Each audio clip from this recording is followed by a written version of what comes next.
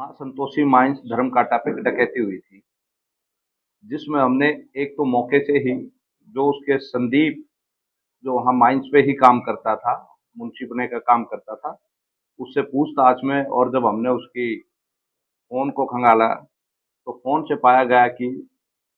और हमने फुटेज जब चेक की तो उसकी उनके साथ चैट पाई गई, जिसकी चैट के बिहाफ़ पे हम हमारी इन्वेस्टिगेशन और आगे बढ़ी, जिसमें हमने संदीप को तो 4/8 को ही अरेस्ट कर लिया था। उसके बाद हमने कुलदीप, संजय, राजेश और आदित्य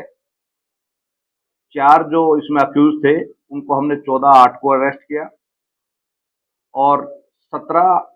तारीख को समीर को भी हमने इसमें अरेस्ट कर लिया है। इसमें एक हमारी अरेस्ट पेंडिंग है और अब तक की इसमें रिकवरी हमने 36,090 रुपए की रिकवरी कर चुके हैं।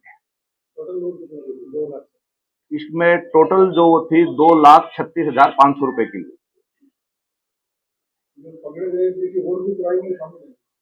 अभी इन्वेस्टिगेशन वो चल रही है, 2 दिन के रिमांड पे है।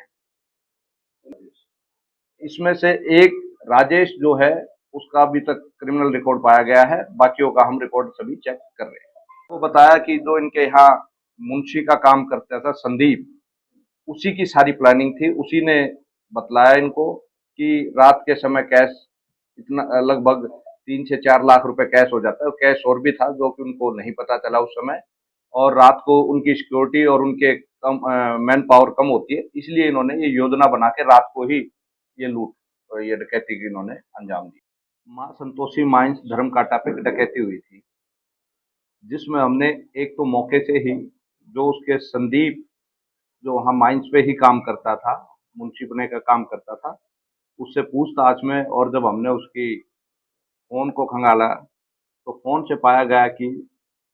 और हमने फुटेज जब चेक की तो उसकी उनके साथ चैट पाई गई, जिसकी चैट के बिहाफ़ पे हम हमारी इन्वेस्टिगेशन और आगे बढ़ी, जिसमें हमने संदीप को तो 4/8 को ही अरेस्ट कर लिया था। उसके बाद हमने कुलदीप, संजय, राजेश और आदित्य 4 जो इसमें अक्यूज थे, उनको हमने 14/8 को अरेस्ट किया और 17 तारीख को समीर को भी हमने इसमें अरेस्ट कर लिया है। इसमें एक हमारी अरेस्ट पेंडिंग है और अब तक की इसमें रिकवरी हमने 36,090 रुपए की रिकवरी कर चुके हैं। इसमें टोटल जो थी 2,36,500 रुपए की।